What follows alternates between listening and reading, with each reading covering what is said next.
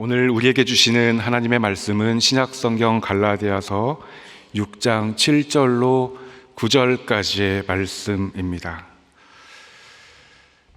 갈라디아서 6장 7절로 9절까지의 말씀을 한 목소리로 봉독하겠습니다. 스스로 속이지 말라. 하나님은 업신여김을 받지 아니하시나니 사람이 무엇으로 심든지 그대로 거두리라. 자기 육체를 위하여 심는 자는 육체로부터 썩어질 것을 거두고 성령을 위하여 심는 자는 성령으로부터 영생을 거두리라. 우리가 선을 행하되 낙심하지 말지니 포기하지 아니하면 때가 이름에 거두리라. 아멘. 제가 볼 때 10월은 참 좋은 달인 것 같습니다. 여러 가지 이유가 있겠지만 그 중에 하나는 날씨가 참 좋다는 것입니다. 10월에는 우리가 생각하는 전형적인 가을날의 날씨를 보여줍니다. 무덥고 습한 여름을 지나 선선한 바람이 불어오면 그 바람이 우리를 기분 좋게 합니다. 특히 올여름은 굉장히 길고 힘든 날이 많이 있었는데 10월 들어서 선선하고 쾌적한 날씨 그리고 높은 하늘을 보고 있자면 참 기분이 좋은 것 같습니다. 그런가 하면 10월에는 가을의 아름다움이 있습니다. 산마다 각양각색으로 물이 들고 단풍이 절정을 향해 가는 등 가을의 아름다움을 이 10월에 볼 수 있습니다. 한 가지만 더 말씀드리면 10월에는 풍성함과 열매가 있습니다. 10월엔 농부들이 한 해 동안 땀 흘리고 수고한 것들을 추수하고 또 우리 삶의 자리 가운데에도 노력했던 것들을 거둘 수 있는 시기가 시작됩니다. 저도 추석 때 농촌에 있는 친척집을 방문하곤 했는데 그때마다 논밭을 보며 황금 들판이라고 하는 것이 어떤 말인지 몸소 깨달을 수 있었고 또 뒷산에 가서 밤을 줍기도 했던 그런 경험들이 있습니다. 이렇듯 10월에는 자연과 또 우리의 삶을 통해서 얻을 수 있는 풍성함과 아름다움이 있어서 많은 사람들에게 여유와 또 기쁨을 주는 것 같습니다. 그런데 한편으로 이러한 아름다움과 기쁨만큼이나 우리를 조급하게 하는 면도 있습니다.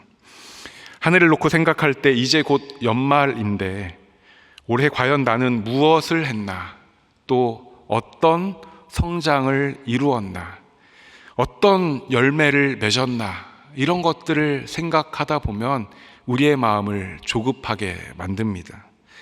또한 주변을 보면 다른 사람들은 올해 이것도 하고 저것도 한 것 같은데 나는 아무것도 한 것이 없는 것처럼 여겨질 때 우리의 마음은 더욱 분주해지기도 합니다.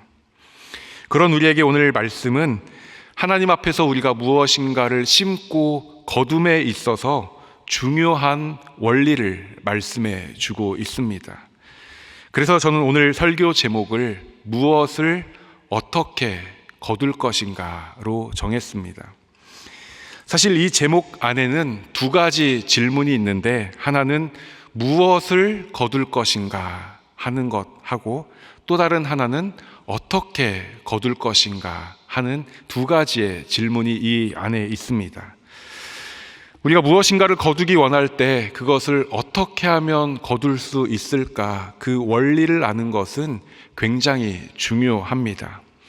그런데 한편으로는 그렇게 수고해서 거두는 그것이 무엇인가가 더 중요할 때도 있습니다.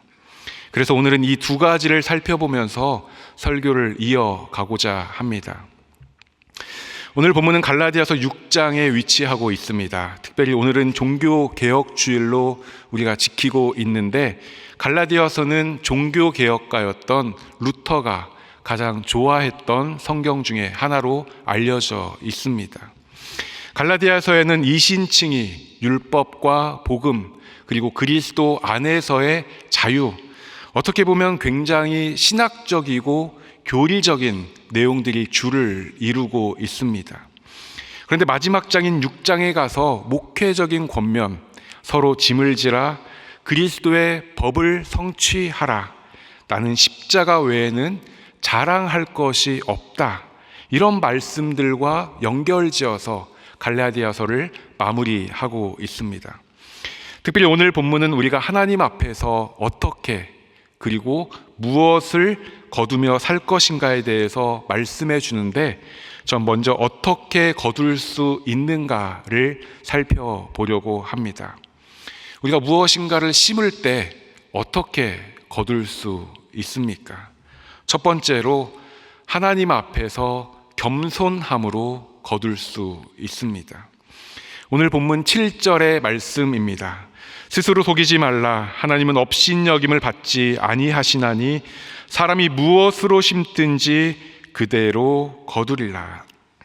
이 말씀은 먼저 스스로 속이지 말 것을 권면하고 있습니다.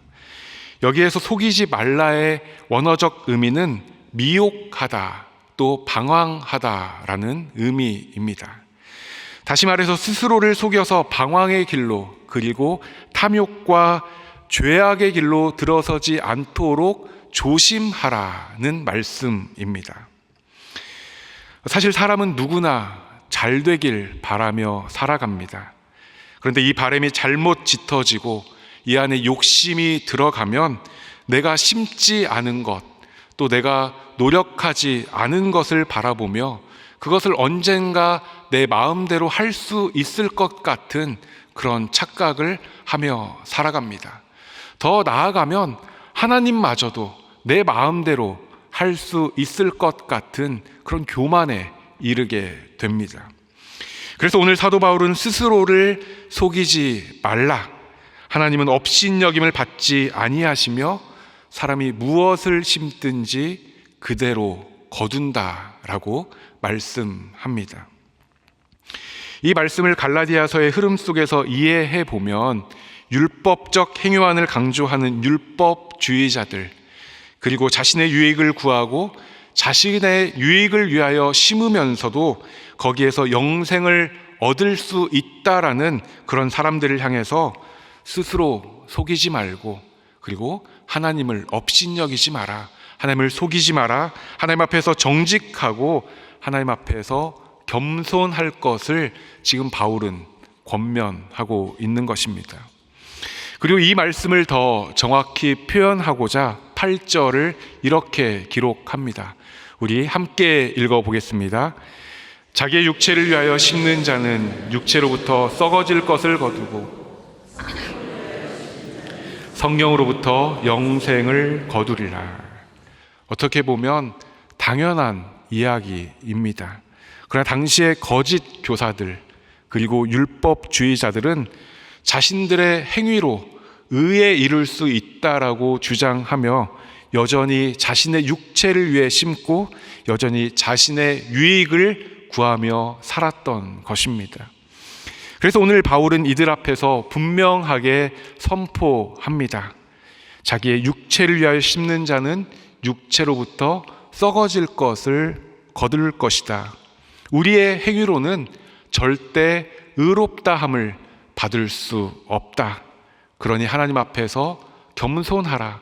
하나님을 경외해라. 하나님을 업신여기지 말아라. 선포하고 있는 것입니다. 특별히 7절과 8절 사이에 거둔다라는 말씀이 3번이 나오는데, 이 말씀의 원어는 3인칭 단수 미래 능동태 직설법으로 기록되어 있습니다. 조금 복잡한 것 같은데 한마디로 이야기하면 그가 거둘 것이다 라는 말씀입니다. 더 쉽게 이야기하면 하나님께서 주시는 것을 그가 거두게 될 것이다 라는 말씀입니다. 다시 말해서 우리가 심은 대로 거두는데 그 열매를 주시는 분은 하나님이신 것을 분명하게 기록하고 있는 것입니다. 우리의 거둠이 하나님의 손에 달려 있음을 반드시 기억하라는 말씀입니다. 그렇습니다. 우리가 수고하지만 그 열매를 주시는 분은 하나님이신 것을 우리가 기억해야 합니다. 그래서 고린도전서 3장 6절은 이렇게 말씀합니다. 나는 심었고 아볼로는 물을 주었으되 오직 하나님께서 자라나게 하셨나니. 심는 수고를 내가 했어도 그것을 잘하게 하시는 분은 하나님인 것을 기억하라는 것입니다. 또 전도서 2장에도 이런 말씀이 있습니다. 사람이 먹고 마시며 수고하는 것보다 그의 마음을 더 기쁘게 하는 것은 없나니 내가 이것도 본즉 하나님의 손에서 나오는 것이로다. 우리에게 있어서, 우리 삶에 있어서 가장 큰 기쁨이 먹고 마시고 또 수고하는 것들을 거두는 것인데, 그것 역시 하나님의 손으로부터 주어진다라는 것입니다. 하나님께서 우리의 공급자 되신다. 그러니 너희는 스스로 거둘 수 있다고 속이지 말고 하나님을 업신여기지 말고 그 앞에서 겸손할 것을 바울은 지금 권면하고 있는 것입니다. 사랑하는 성도 여러분, 하나님 앞에 겸손하게 설 수 있기를 바랍니다. 내가 무엇인가를 할 수 있다 생각하지 말고 우리에게 좋은 것 주시는 분은 하나님이신 것을 기억하고 하나님을 경외하고 겸손함으로 귀하고 아름다운 열매들을 맺는 저와 여러분 되기를 소망합니다. 두 번째로 어떻게 거둘 수 있는가? 9절 말씀을 보니까 낙심하지 말고 포기하지 마라 우리에게 말씀합니다. 열심히 일했는데 열매가 없을 때 낙심하거나 포기하지 말라는 것입니다. 우리가 대단한 수고를 했는데도 어떠한 이유인지 그것을 거두지 못하게 될 때 낙심하지 말라는 것입니다. 잘 되고 좋은 결과가 있을 거라고 기대했는데 예상 밖의 일이 일어나기도 합니다. 그러나 그때 낙심하거나 포기하지 말라는 것입니다. 재작년에 유행했던 말 중에 중꺾마라는 말이 있습니다. 중요한 것은 꺾이지 않는 마음이라는 말의 줄임말입니다. 사실 이 말은 이전부터 있었는데 당시 유행하게 되었던 이유는 2022년 카타르 월드컵에서 12년 만에 16강에 진출하게 되면서입니다. 당시 손흥민 선수는 안면에 부상이 있어서 마스크를 끼고 경기에 임했고 또 주전에 대부분의 선수들이 여러 경기를 통해서 컨디션들이 썩 좋지 못했다고 합니다.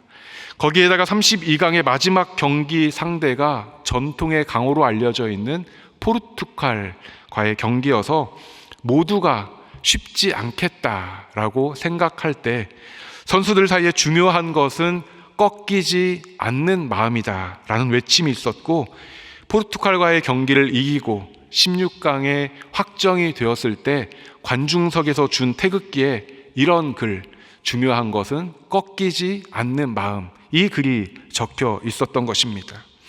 오늘 성경도 때로 우리 뜻대로 되지 않고 때로 열매를 거두지 못해도 낙심하거나 포기하지 말라고 말씀합니다. 왜 그렇습니까? 이 말씀 역시 앞의 말씀, 즉 거두게 하시는 분은 하나님이시라는 말씀과 연결해 볼 수 있습니다. 그럼 하나님께서 우리의 수고와 노력을 막으신다는 말씀입니까? 아닙니다. 정반대의 말씀입니다. 하나님은 우리가 심은 대로 거두게 하시는 분이라는 것을 기억할 때 우리가 낙심하거나 포기할 이유가 없다라는 것입니다. 성경을 보면 우리가 좋아하고 참 존경할 만한 인물들이 많이 나오는데 그 중에 한 사람이 바로 요셉입니다. 요셉은 야곱의 12아들 중에 11번째 아들이자 야곱의 사랑을 많이 받았다고 기록되어 있습니다. 그래서 창세기 37장 3절은 이렇게 말씀합니다. 요셉은 노년에 얻은 아들이므로 이스라엘이 여러 아들들보다 그를 더 사랑함으로 그를 위하여 채색 옷을 지었더니, 요셉은 노년에 얻은 아들이기에 더 많은 사랑을 받았고 옷도 알록달록한 이쁜 옷을 입었다라는 것이죠. 이어지는 4절 말씀을 보면 그의 형들이 아버지가 형들보다 그를 더 사랑함을 보고 그를 미워하여 그에게 편안하게 말할 수 없었더라.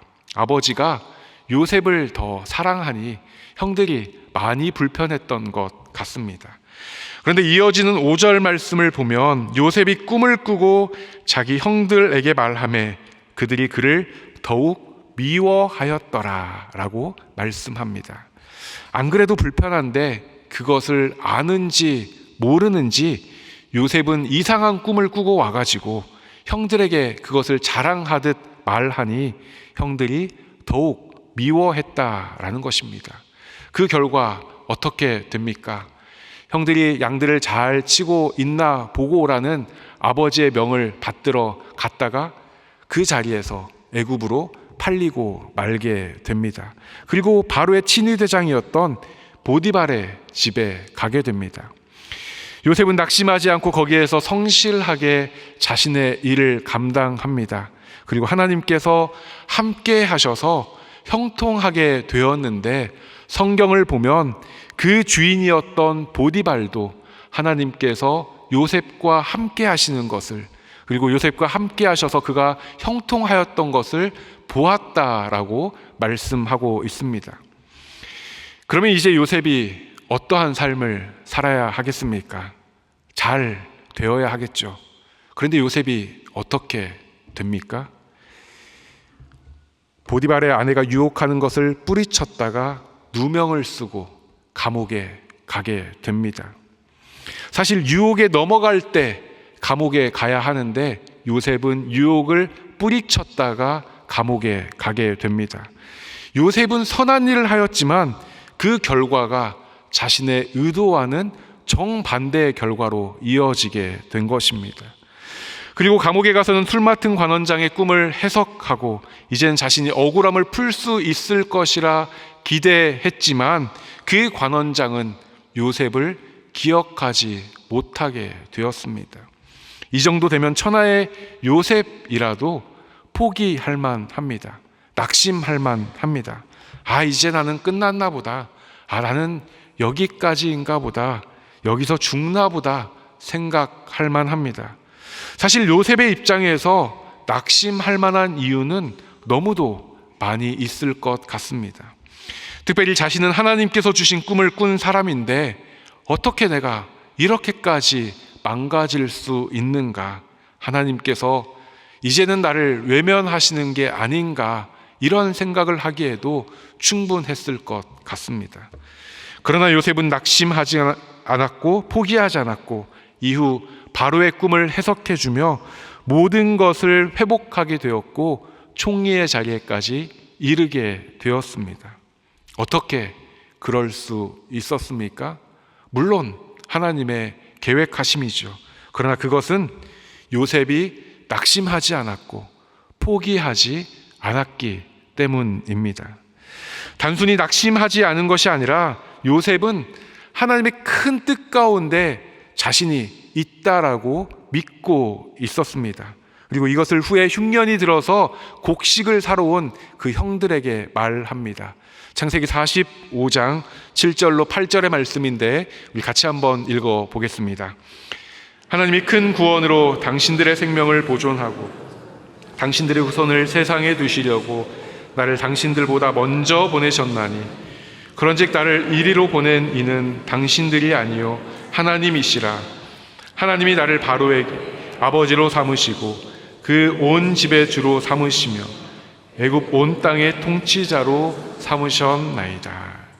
요셉에게는 하나님께서 큰 구원을 위해 미리 나를 보내셨다.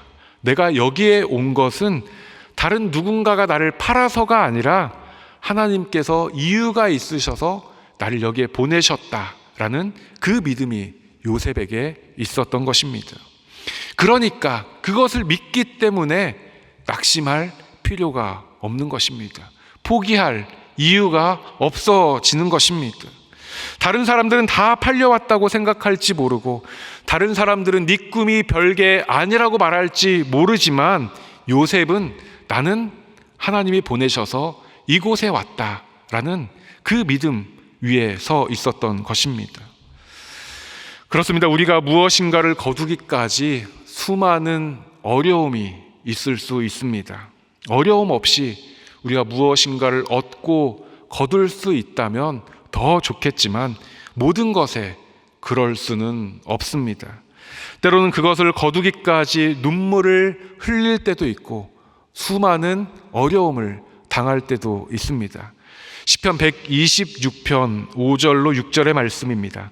눈물을 흘리며 씨를 뿌리는 자는 기쁨으로 거두리로다. 울며 씨를 뿌리러 나가는 자는 반드시 기쁨으로 그 곡식단을 가지고 돌아오리로다. 눈물을 흘리며 씨를 뿌리는 자는 기쁨으로 거둔다. 이 말씀을 반대로 생각해 보면 기쁨으로 무엇인가를 거두기 위해서는 때로 눈물을 흘리며 씨를 뿌리는 그 시간이 필요하다라는 것입니다. 그러나 그렇게 울며 씨를 뿌리러 나가지만 후에 반드시 그것을 기쁨으로 거두게 된다라는 말씀입니다. 그러니 우리가 씨를 뿌리며 울게 되었다고 해서 낙심하거나 포기하지 말라는 말씀이지요. 오히려 울며 씨를 뿌리니 내가 후에 반드시 기쁨으로 거두겠구나, 그것을 믿음으로 바라보라는 것입니다. 이것이 하나님께서 우리에게 바라시는 것입니다. 그래서 전도서 7장은 우리에게 이렇게 말씀합니다. 우리 같이 한번 읽어보겠습니다. 형통한 날에는 기뻐하고 곤고한 날에는 되돌아보아라. 이 두 가지를 하나님이 병행하게 하사. 형통할 때 어떻게 하라고요? 기뻐하고 곤고할 때 뒤돌아보아라. 이 두 가지를 하나님께서 병행하게 하셨다. 그러니까 형통과 곤고 사이에 하나님의 뜻이 있다라는 것입니다. 그렇기 때문에 낙심하거나 포기하지 말아야 한다는 것이죠. 요즘 러닝이 한창 유행이라고 합니다. 그래서 관련한 많은 모임이 여기저기에서 생기는 것 같습니다. 저도 최근에 한강에 나가서 몇 번 달려보았습니다.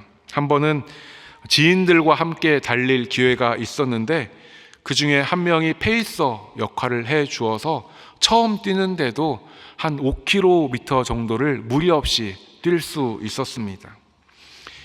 그래서 그 기세를 몰아서 나도 이참에 다이어트를 조금 해야겠다, 그 마음으로 혼자서 한강에 나갔습니다. 무리하면 안 된다는 생각에 같이 뛸 때보다 훨씬 더 조심히 그리고 천천히 뛰었습니다. 그리고 뛴다고 뛰었는데 어느새 걷고 있는 제 모습을 발견하게 되었습니다. 훈련되지 않은 상황에서 혼자 뛰는 것이 생각보다 쉽지 않았습니다. 그래서 소위 걷뛰라고 걷다 뛰다를 반복하다가 걷뛰 걷것것을 하고 있는 저를 발견했습니다. 저에게 걸어갈 만한 이유는 너무도 많이 있었습니다. 먼저는 근육이 준비되어 있지 않았습니다. 또 호흡도 준비되어 있지 않았습니다. 그리고 그날따라 웬일인지 멋진 야경이 펼쳐지면서 그 야경이 저에게 잠시 멈춰서 나를 좀 보고 가라고 그렇게 말하는 것 같았습니다. 말도 안 되는 핑계를 제가 지금 대고 있는 것이죠. 그런데 사실 우리가 신앙생활을 하는 것도 마찬가지라는 것입니다. 우리를 낙심하게 하고 포기하게 할 만한 이유가 너무도 많이 있는 것입니다. 포기보다 쉬운 게 어디 있습니까? 그러나 그럼에도 불구하고 우리가 낙심하지 않고 포기하지 않을 수 있는 것은 우리에게 선한 열매를 주시는, 그리고 심은 대로 거두게 하시는 하나님을 우리가 믿기 때문입니다. 그렇게 우리가 주의 일을 하다가 또 삶의 자리 가운데 맡겨진 일들을 하다가 어려움을 만났다고 낙심하거나 포기하지 말고 신실하신 그 하나님을 바라보아야 합니다. 그러면 때로 우리가 씨를 뿌리는 그 자리가 때로 눈물을 흘리는 자리라 해도 하나님께서는 반드시 그것을 기쁨으로 거두는 그 은혜를 우리 가운데 허락하실 줄로 믿습니다.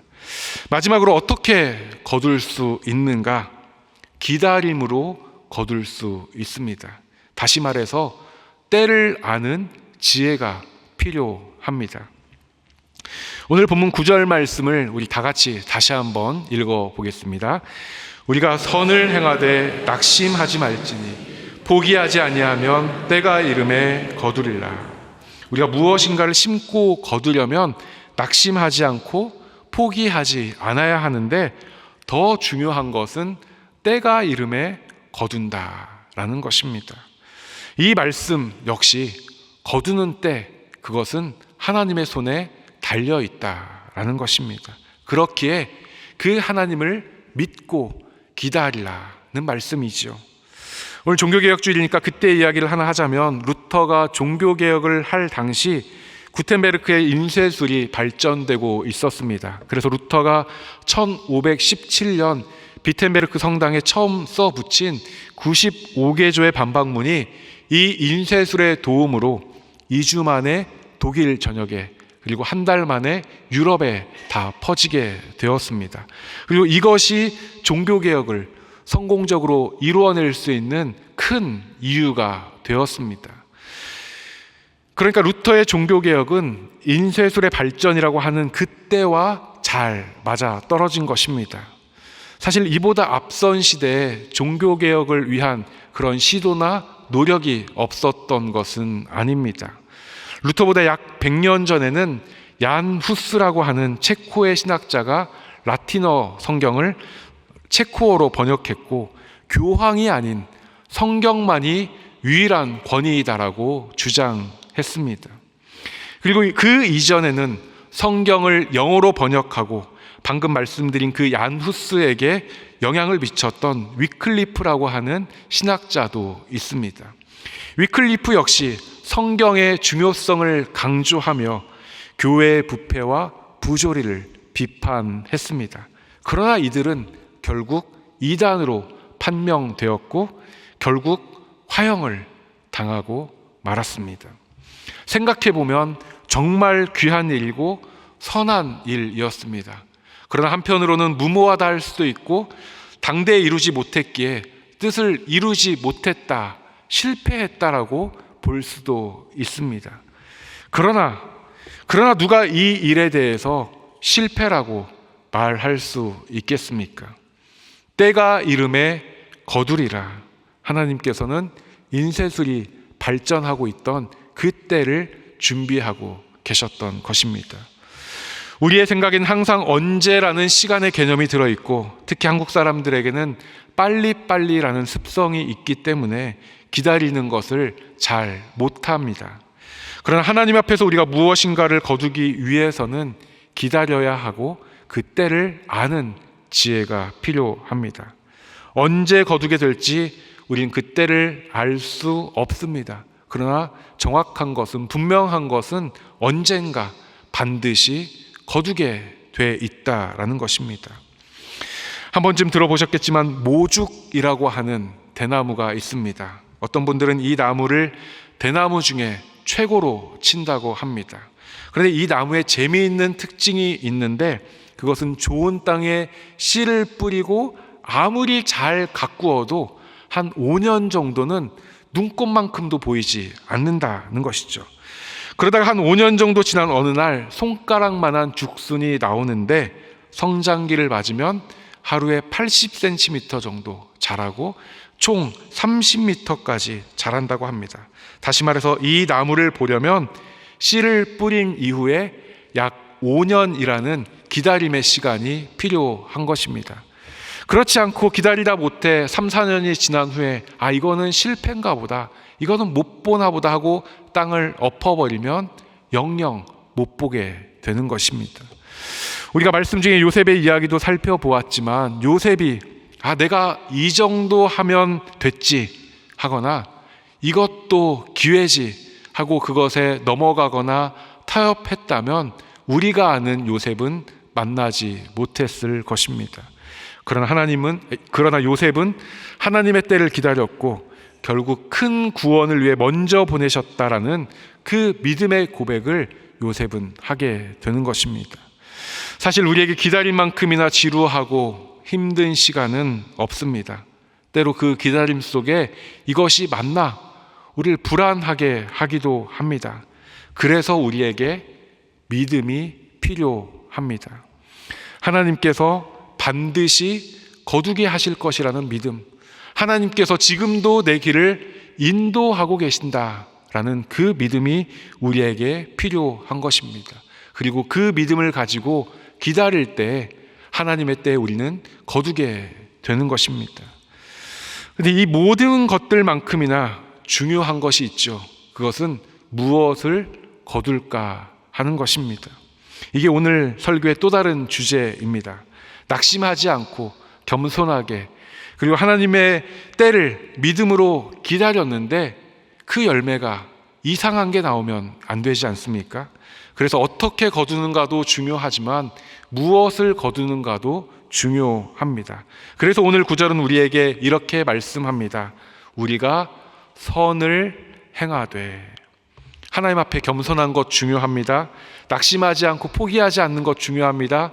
때를 기다리는 것 중요합니다. 그러나 더 중요한 것은 선을 행하는 것이 더 중요하다라는 것입니다. 우리가 앞서 살펴봤지만 결국 우리가 거두는 것의 때와 시기, 그리고 모든 것은 하나님께 달려 있습니다. 그러나 무엇을 뿌리고 무엇을 거둘 것인가 하는 것은 우리에게 달려 있습니다. 그래서 우리는 살펴보아야 합니다. 혹 우리 안에 육체를 위해 심고 성령으로부터 영생을 거두기를 바라고 있지는 않은가? 혹 우리 안에 내 유익을 위해 심고 이것이 하나님의 영광을 위하여 심은 것이라고 속이는 것은 없는가 살펴보아야 합니다. 오늘 말씀도 먼저 선을 행할 것을 분명하게 말씀합니다. 우리가 선을 행하되 낙심하지 말지니. 먼저 선을 행해라. 그리고 선을 행했다면 낙심하지 마라. 포기하지 마라. 때가 이르면 거두게 하신다. 여기에서 선은 무엇일까? 읽지 않았지만 6장 1절로 3절에 나오는 대로 연약한 자들을 바로 잡아주고 서로의 짐을 서로 지는 것, 그리고 그 일을 통해서 그리스도의 법을 성취하는 것이라 볼 수 있습니다. 더 나아가면 우리가 그리스도인으로서 세상에서 행하는 선행, 그리고 성령을 위해 심는 선행이라고 할 수 있습니다. 무엇이 되었든 그것이 하나님께서 기뻐하시는 일, 그리고 그리스도의 법을 성취하는 일이라면 이후에 거두게 하실 분은 하나님이시니 낙심하지 말고 포기하지 말고 하나님의 때를 기다리라는 말씀입니다. 그렇습니다. 우리가 많이 거두는 것도 중요하고 또 그 열매를 통해 인정받는 것도 중요합니다. 그러나 더 중요한 것은 그것이 하나님께서 기뻐하실 만한 것이어야 하고 그리스도의 법을 성취하는 것이어야 합니다. 다시 말해서 그 열매가 하나님 보시기에 선한 것이어야 한다는 것입니다. 사랑하는 성도 여러분, 이 가을에 우리에게 많은 열매가 없다고 낙심하지 마십시오. 혹 이것은 안 될 것 같다고 포기하지 마십시오. 그것보다 더 중요한 것은 우리가 선을 행하는 것입니다. 하나님의 뜻대로 사는 것입니다. 그리고 하나님을 신뢰하고 그 때를 기다리는 것입니다. 그러면 그때가 언제일지 몰라도 하나님께서는 반드시 우리에게 기쁨으로 거두게 하시고 그 열매를 통하여 큰 영광을 받으실 것입니다. 때로 우리에게 울며 씨를 뿌리는 날이 있다 할지라도, 또 기다림에 지치고 힘든 날이 있다 할지라도 반드시 기쁨으로 거두게 하실 그 하나님을 바라보고 승리하는 저와 여러분 되기를 주님의 이름으로 축복합니다. 함께 기도하겠습니다. 하나님 아버지, 감사합니다. 우리에게 선한 것으로 채우시고 늘 귀한 것으로 열매 맺게 하시니 감사합니다. 하나님, 먼저 선을 행하라는 말씀을 기억합니다. 우리의 삶의 자리에서 하나님의 뜻을 이루며 살게 하여 주시고 하나님을 믿고 신뢰함으로 낙심하지 않고 포기하지 않고 때가 이름에 거두는 우리의 삶이 되게 하여 주옵소서. 의지하옵고 귀하신 예수님의 이름으로 기도하옵나이다. 아멘.